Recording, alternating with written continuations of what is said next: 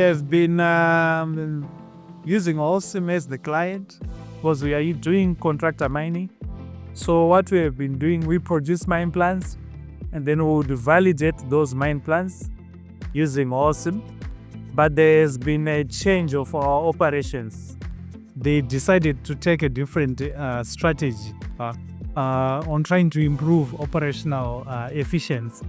So what they did was to fully adopt the usage of HAULSIM software.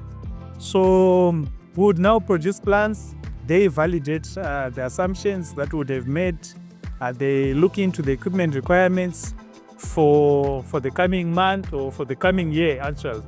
So this would then help them to communicate better with the contractor in terms of equipment requirements, equipment replacement strategy.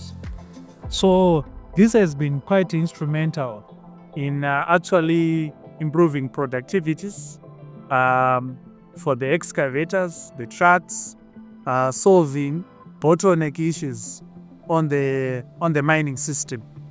And we have seen, I would talk of numbers, over 30% improvement in terms of productivities for the equipment without even replacing those equipment.